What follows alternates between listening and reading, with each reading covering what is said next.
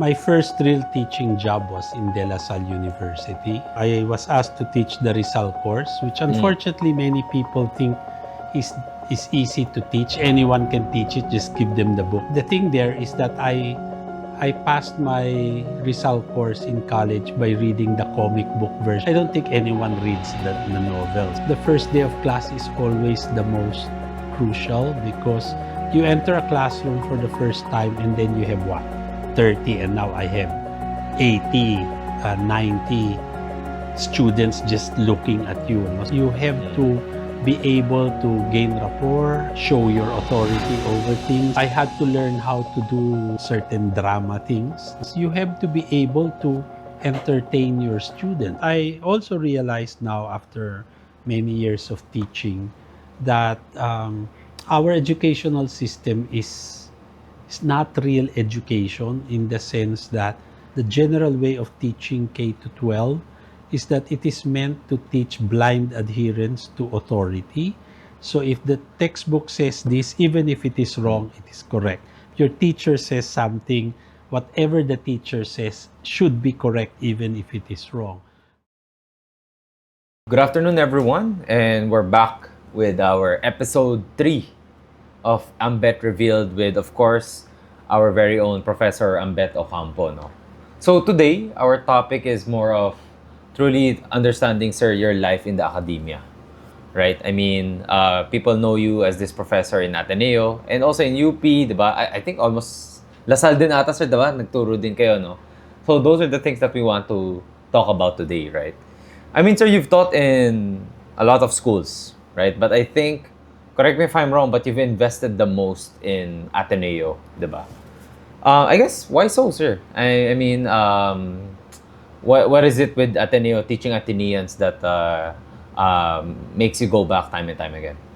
Actually, my first real teaching job was in De La Salle University. I was I didn't quite know why I was teaching. I was asked to teach the Rizal course, which unfortunately many people think is easy to teach. Anyone can teach it. Just give them the book. It's not like you cannot let anyone teach integral calculus, right, or physics. You need a special degree for it.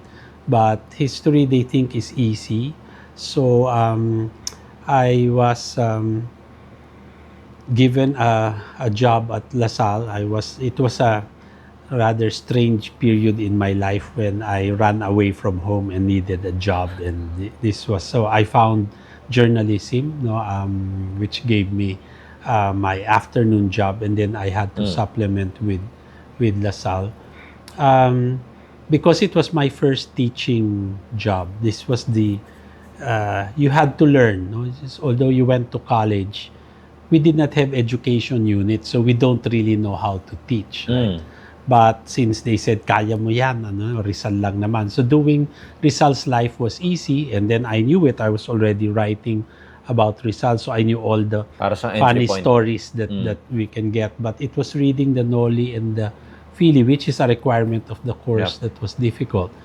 The thing there is that I passed my Rizal course in college by reading the comic book version. I don't think anyone reads the novels. No, so I often tell my students that Rizal wrote a lot for a nation that does not read him, and we see that. No, any Filipino or anyone who goes to a college or university in the Philippines has to take a 3-unit course on Rizal's life and works, and that means reading the novels. Anyway, I was given a 7:30 a.m. class. I think that's reserved for lecturers who need a job because the tenured professors don't have to teach the early thing. And my class was a class of computer nerds. So what was nice, mga computer science sila. So they're bright, diba? They know what they're doing. And I often tell people that even if I've been teaching so long, the first day of class is always the most crucial because you enter a classroom for the first time and then you have what? 30 and now I have 80, 90 students just looking at you. No? So it's you have to be able to gain rapport and to uh, show your authority over things. Yep. But with the Noli and the Fili, because I had read only the comic book version, because I had to teach it, this was the first time I had to read the novels. And so I was teaching this, I was only, 5-6 chapters ahead of my students. And since this was a computer science nerd class, in the middle of one lecture, one student in the back raised his hand and said, I have a question about chapter 17. And I could feel my knees buckling because I realized I was only on chapter 12 and this year I was already reading 17. But I realized then as now that a teacher should really be 10 steps away from their students. So even if I had not read chapter 17, I just said, that's a very good question, but it's not relevant to our lesson today. So I will answer you next week.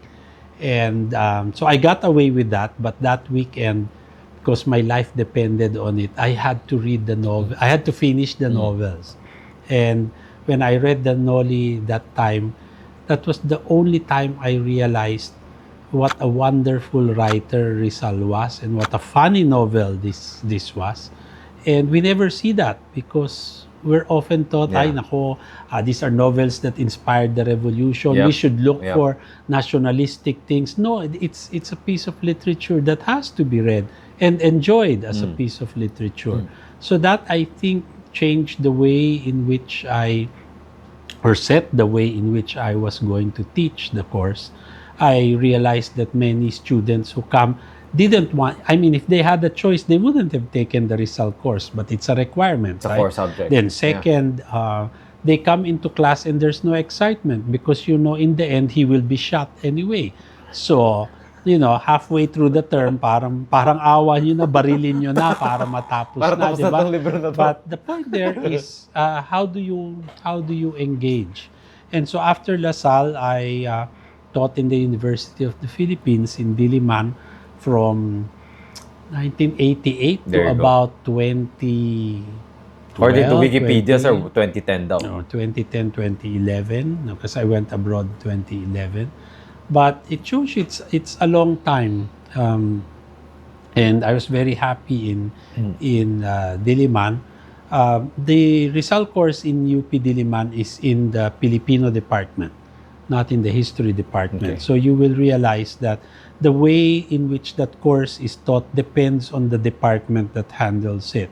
So in most schools like Ateneo, LaSalle, the Rizal course is in history, so it is taught as history. But in the University of the Philippines, it is in the Filipino department, so it is taught as literature. And the course code in UP is PI 100, which means Philippine Institutions 100. But of course, everyone else has a meaning for PI, which is a bad word because they were forced to take it. So since I knew that the students called it Putang Ina 100, you had to change gears and make sure that you meet your students halfway. So the way in which we did, Rizal's life was easy for me. I had to learn how to do certain drama things, like in UP, I would enter and you would tell them what the reading list is and what books to read, what books not to read. And there was a particular book, I won't mention na lang the name, was the most popular Rizal textbook. So I said, this book you will not read.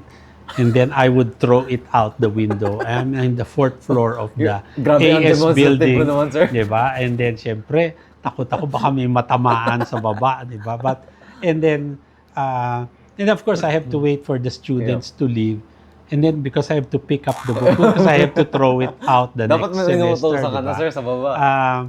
But yun nga, nakakatuwa. So, in the reading department of the UP School of Education, yan ang ano nila lagi because my father taught engineering in UP. So, yung matandang Ocampo, mabait yan. Yung anak niyan, walang ya, di ba? Kasi nagtatapon ng libro. Which I felt also you're not really supposed to do that because you should teach reverence for for any kind of knowledge. But that was meant to show that really some books really should be thrown outside the window. So people usually got shocked by that, and then when we did the novels, it was also because I had to read it every semester and reread it.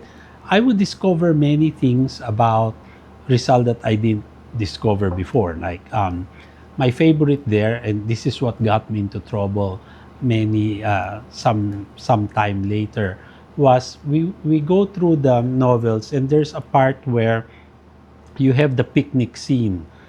This is the time when they go out in a bangka and then they find the crocodile in the fish pen. No? So everyone remembers the crocodile. But in my reading, and I asked the class to read it, there were two bangkas that would go out into the picnic, and there were 5 boys, no, led by Ibarra, and there were 5 girls led by Maria Clara. Each boy had a love partner. So when the chapter opens, all the boys and the girls are in one bangka, and each of the girls had a chaperone, na old maid, diba? Or an old aunt, who were in the other bangka. So before they were pushed out, each boy beside their girlfriend, the chaperones came and then hit the boys on the head, and then hindi kayo dyan, all the girls here and all the boys there. So the boys were forced to transfer, and there's a funny part. One of the girls said, ang corny nyo naman, tas aray, kasi kinurot nung matanda, parang wag kang malandi, di ba? And then the 5 girls and their 5 chaperones were pushed into the water, and one of the young men shouted, "Be careful, your boat might sink." And he says, and the girls say, "Why?" "Because there are 5 holes in the boat and they are this big." See, he motions with his finger. And when I read that, I realized, what hole is he talking about? And so I felt, Rizal is being bastos here. He's talking about a different kind of hole. And so when I processed this with my students, so we all laughed, di ba? What hole is he talking about? Somebody pala who was watching my class complained, and just to show you how high it went, I was actually called by the president of the University of the Philippines to discuss the way I was teaching my Rizal course. And this was Jose Abueva. And I always tell people that many people who go through Diliman will never ever see the president of the UP. Either if you're in Diliman, you'll see him when you graduate. If you're in another campus, you will only see his signature on your Unlike diploma. in Ateneo, sir. Unlike Ateneo Very or visible. Salle, you will see your university president. But then we talked about it, and then Mr. Abueva said, I heard you have a very different way of teaching the course, and I heard that you're not teaching Rizal, you're teaching Ambeth Ocampo. So we talked about a number of things, and then after talking to me, he just says, go back to your classroom and teach the way you do, and give your students the best Rizal course that you can give. And then he says, but I am reminding you that you have been reported to me, but I will let you go. So in a sense, that was good for me. But later on, a new translation of the Noli Me Tangere by Soledad Lacson Locsin came out. It's the closest you can get to reading the Spanish original. And when I read it, it was like reading Rizal again for the first time, even if I had read him so many times before. And when I opened that scene of the picnic, there was a detail which I was not in the translation I was using. So the boy says, there are 5 holes and they are this big. And then Rizal says, by some strange coincidence, there were 5 holes in the boat beside each of the young women. And then it says, but the old women had holes they did not have to worry about. So I knew already what it was. And I said, how come I did not see this before? No? And then yung ganyan, the old women, we're going to drown. Where are the holes? And one of the women says, I feel I'm getting wet. and the boy says, you need the boys to plug the Oh holes. dear. So Oh dear. so when you actually read that, and you see that, it changes the whole way in which you look at Yeah. Rizal. Yes, he was nationalistic. Yes, he gave his life for his country, but he wrote novels Which humor with that? Yeah. which have humor, which are funny, which are bastos in some parts. But the problem is we do not read him in the original Spanish. Two, we read him in translation, and often in very edited Yep. translation. So much of Rizal's humor Humor. is lost. I see. And I think if that's there, then Rizal would have become more relatable. So anyway, so I taught in UP for a number of years, and at some point in my life also, these things just happen. I was invited to, I was conferred the Bonifacio Chair in the City College of Manila. It was the first free tertiary education. It was established by then Mayor Alfredo Lim of Manila. So I was given the chair to do research on Bonifacio. And I actually told them, is there a Rizal chair? Because I don't know much about Bonifacio. But then they said the Rizal chair has been given out to someone. But I took it as a challenge, and I learned more about Bonifacio than I wanted to learn. But anyway, eventually, Mayor Lim was impressed by me. So eventually, I became president of this City College of Manila. I was the youngest college president ever with no academic administration experience. No, so it's just learn, but you learn on the spot. No? So anyway, I'd like to think I ran it well. It's now a university, and when Alfredo Lim stepped down, of course I had to step down also. No, his successor Lito Atienza asked me to stay on, but I didn't want to stay. So I asked the Ateneo, "Will you take me?" So so the Ateneo gave me my job, and when I joined the Ateneo in 1998, that was my first real job. I was already 35 years old. All my jobs were all racket, 'di ba? So you write for the newspapers. That's not really a full-time job. I was teaching in UP, but I was a lecturer. I was not a tenured professor. So it was only the Ateneo that gave me that full-time job. So I stayed there, and I'm still there from 98 till today. So technically, I'm about 27 years in the Ateneo, no? But their official count, I'm only 25, no? So a quarter of a century is a long time to be with one university. But I've been very happy there. But recently, I've returned to LaSalle. A year or so ago, LaSalle gave me an outstanding alumnus award because my degrees came from LaSalle, my BA and MA. And then they said, do you want to teach here again? So sabi ko, sige, I'll come back and teach. So they gave me, my rank in LaSalle's distinguished professorial lecturer. No? So I think one of the highest ranks they can give to a part-timer. Then they asked me to address graduation.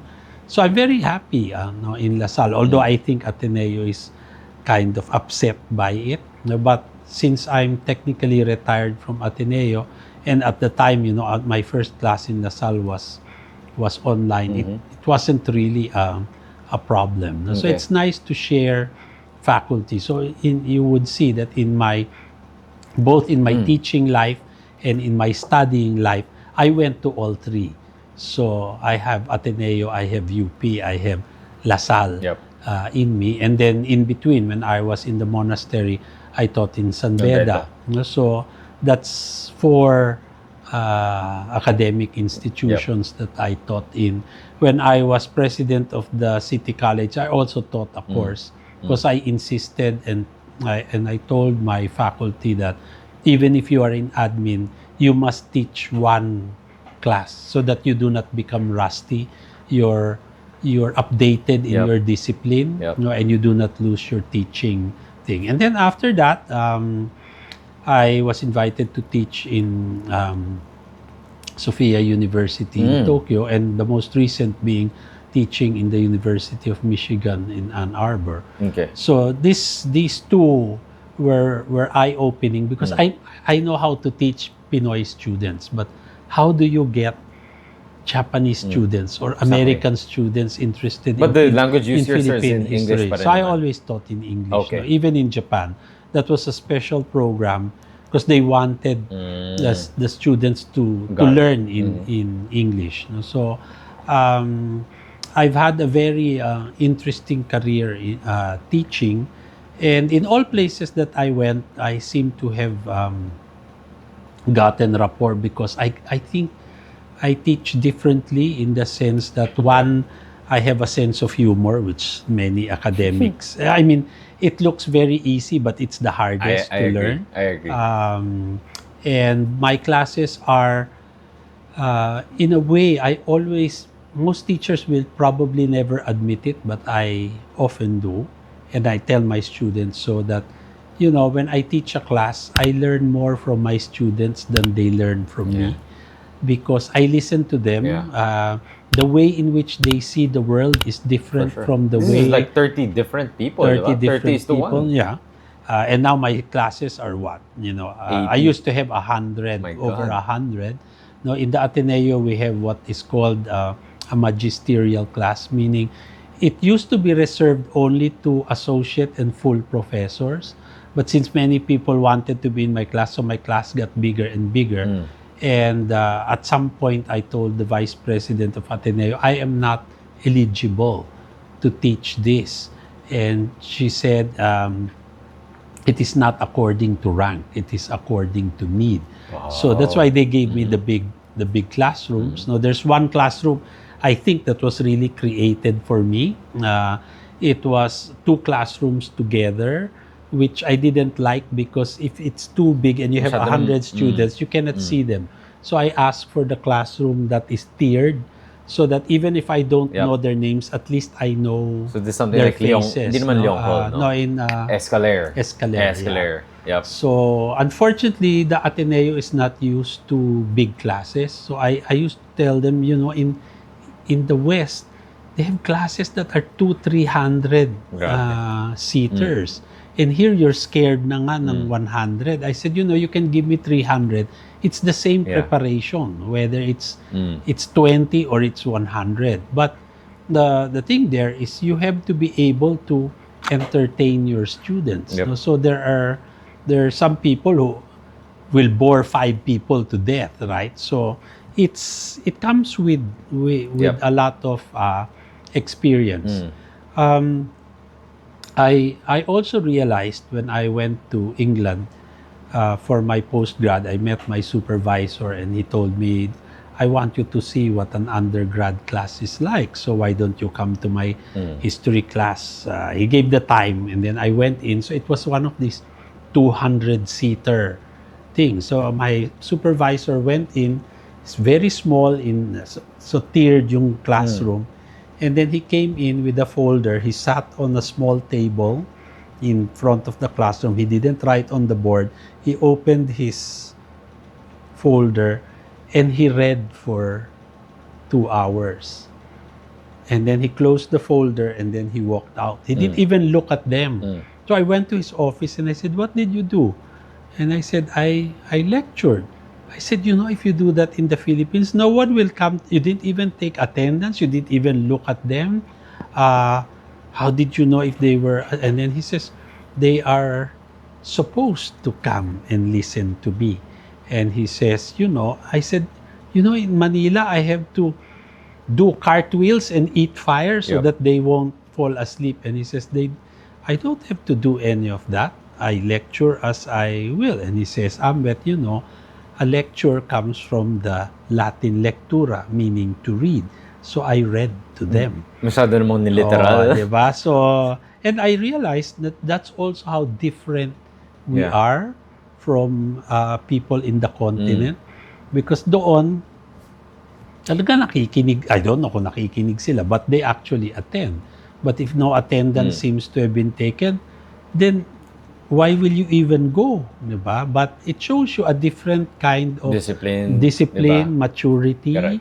that they really want to learn Correct. in that way. So that was eye-opening to Okay. me, and it shows you how different Philippine students Got it. are. No, I also realized when I was in England that Pinoy's our curriculum is generalist. We know many things, but we're mababaw. But the British students know a few things, but they know Malalim. them very well. What would you So have preferred, this sir? is the what they call the hedgehog and the fox, di ba? One knows one big thing, but Jack very of all well, trades. and then another knows many things pero mababaw. Pero So importante, for me, sir, mas importante ang generalist. Because you're well, more that's what, adaptable, but I mean, right? kasi the way their system goes is that you're really trained to follow a particular path. So you, by the time you get there, you already know Sabagay. what you're doing. Sa atin naman, kalat.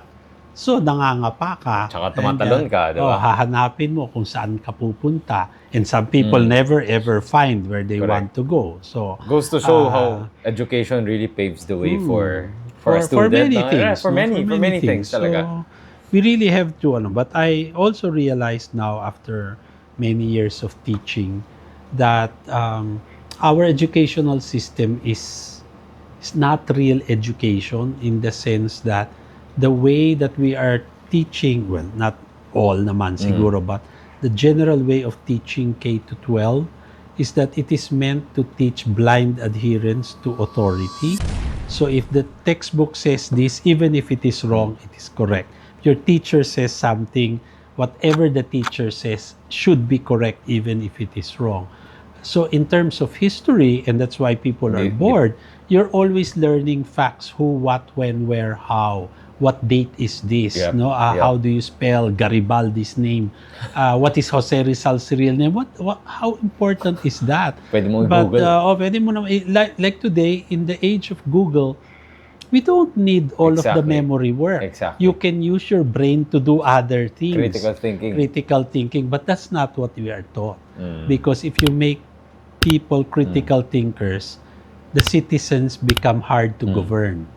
So you have to keep them uncritical. So status quo stays all the time. But if you teach them to be critical, and that's what history should teach you, to validate information, to argue from fact, not from opinion or feeling, it teaches you to demand certain things, teaches you to complain, teaches you to become difficult. Yep. No? But I remembered nga, sir, in one of your Arete talk, I think you mentioned that sometimes, honestly, questions are more important than answers, right? Yeah. But I mean, personally, as a wearing a student hat, no, until when do you know when to stop asking questions? Would that ever happen, right? Kasi No. if you question everything, sir, you have to hindi na ask tayo matatapos. questions till the day that you die. Oh my God. Because knowing the answer is sterile. You end there. Sabagay. But inquiry is forever, no? And if you don't ask, you will never learn. I mean, when we look at it classically, the word history comes from the Greek historie, which doesn't mean history. It actually means inquiry, to ask. It actually means knowledge from inquiry. So history is basically asking questions so that you, which is why we have the Socratic method: question and answer, question Correct. and answer.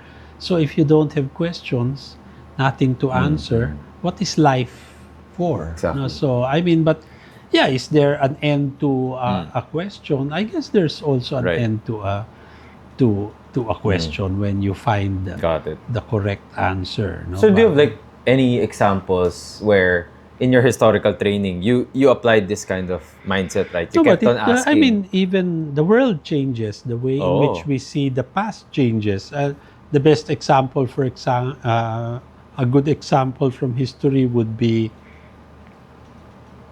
Galileo or Joan of Arc. Diba? Galileo was persecuted because he said the world was round. No, Earth is not the center of the Yeah. universe, di ba? That was considered heretical. Or Joan of Arc, who was sentenced to death as a witch and was burned at the stake, and yet later the very same church that burned her canonized her as a saint. So it shows you that a person can be read differently in different times, because Yeah. it's not static. No, the way in which my work on Rizal, for example, people ask me, saan ba kinuha yung... Sabi ko, doon sa mga sulat. But all the other historians use the same material. But they never questioned it, right? Maybe, or they saw things differently. There's an angle they did not see. Or maybe because I live in a different time, I see things... I mean, it's like, the holes in the boat. Again, di ba? People will just dismiss that. But again, maybe nobody saw that before, kasi you need Ambeth Ocampo's Bastos mind to see something like that, no? So in a sense, as people always say, there are as many histories as there are historians, because every generation writes its own history, no? So and that's why history is a very interesting discipline. Got it. Because I may be the most prominent historian today, but it's also a humbling discipline, because I know that what I know is what I have today. Yep. But 50 years from now, there will be a younger historian who say, Ambeth Ocampo was an idiot. He didn't see this, he didn't see that, or he misinterpreted this. But it shows you that it develops, no? It develops and proceeds in many that's ways. what makes life fun, right? I mean, Yeah, people interpret it right in a bit. In a very different way. Correct. So, unlike other disciplines na hanggang doon na lang talaga. Exactly. Diba? I mean,